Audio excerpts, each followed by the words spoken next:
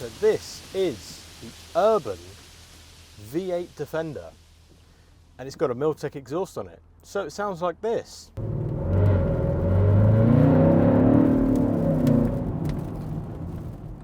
Which is nice. What a machine. I mean, this is windows up and you can hear it that loud. It's absolutely outrageous on the outside, as you can imagine, and perfect for this sort of day, really. This is a cold, miserable, pouring with rain January day, and look at me. I'm in my V8 powered 525 horsepower Land Rover Defender. Now the Defender does come in a few different categories. You can have the Defender 90, which is the short one, the Defender 130, which is the really long one, but this one is the Goldilocks. This is the 110. So 5-seat family car, plenty of space in the boot, unlike the 90, which the boot is really quite small. But this one, because of the exterior styling, just looks so special. Urban have absolutely smashed it out of the park with the Defender. In fact, I would say you see more Urban Defenders than you see standard Land Rover Defenders. They've just got the styling absolutely bang on. The light bar at the top, which isn't technically road legal when you've got it on, but it looks the part when it's not turned on. But if you did turn it on, my God, it is bright.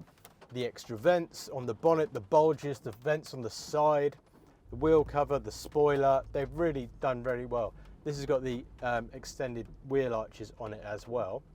On top of the usual V8 Defender specification, which is black trims indoors, which looks really nice, Alcantara steering wheel. Now, not only does this car sound amazing because of that Miltech exhaust, but it also handles really well as well. It's got an electronic limited slip diff and torque vectoring as well, so it effectively brakes or puts less power through the inside wheel if you're turning hard and accelerating, which makes the car feel a lot more nimble than it perhaps would otherwise. So you really can drive this car pretty hard, and it just goes. Obviously Land Rover have recently announced the OCTA, which is, I guess, the SV or SVR, used to be called SVR version of this Defender, but it's £180,000.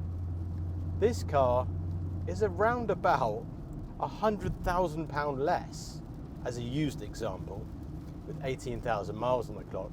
So I don't know if I would be buying an OCTA for 100 grand more than this.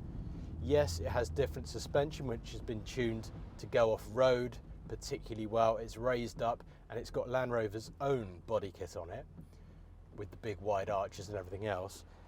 But I don't know, 100 grand is a lot of money. Now, if you were thinking of getting a V8 and you want to really hear the V8, I would suggest you go for this Miltech exhaust system, because the standard one, because of regulations and legislation that have come in on how loud a car can be, they've kind of killed the V8 in a way. You can't, there's no volume to it. It sounds nice, obviously it sounds nice, but it doesn't sound anything like this. This sounds raucous and raw and angry and loud. It kind of suits the look of the car, if you like. You can also, if you are less keen on putting petrol in your car, buy a hybrid, which is actually, funnily enough, almost as fast as this car. But again, doesn't have any of the noise or any of the drama, but it will do around 20 miles or so on electric only, so you can potter around, maybe do the school run in electric only, and then go and do your commute to work with the engine.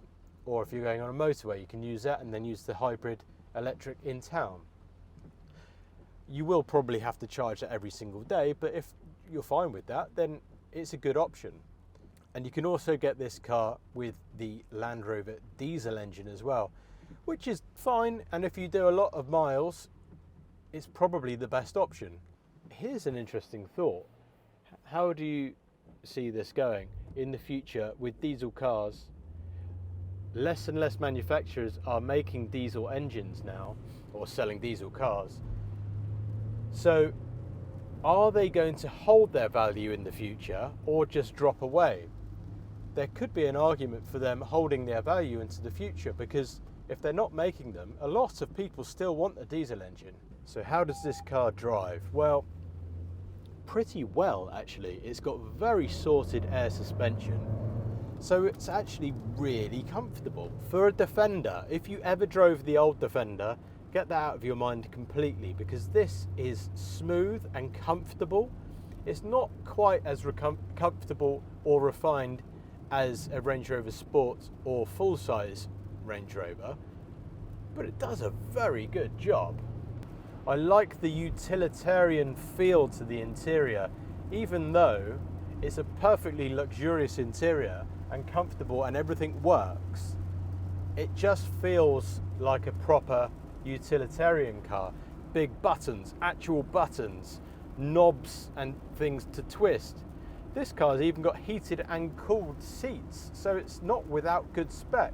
A heated steering wheel as well. It's also got a sliding panoramic roof, Meridian sound system. So this really is a car that you can live with every single day and be in a lot of comfort whilst doing it. Now, I mentioned the 525 horsepower, and that it does have, and it never feels underpowered, but it does weigh 2.6 tons, which is extremely heavy, even in the world that we're in now with battery electric cars being, you know, several tons.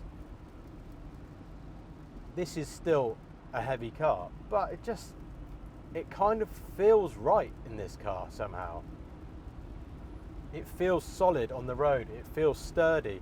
I mean, look, we're going down a dual carriageway, streaming with rain, puddles everywhere, and it just takes it in its stride. There's absolutely nothing unsettling about driving this car.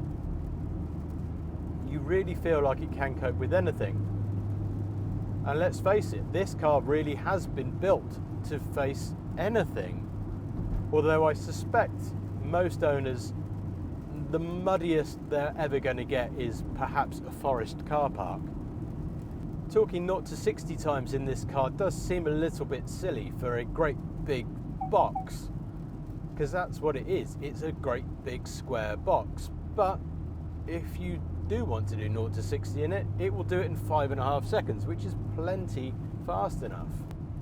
So there you go. That is a quick overview of the Land Rover Defender V8 with Urban kit and Miltech exhaust. What do you think? Would you buy one?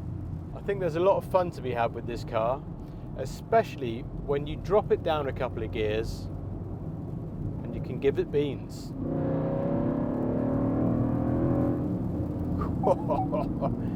You'll never tire of that noise. Go out and buy yourself one.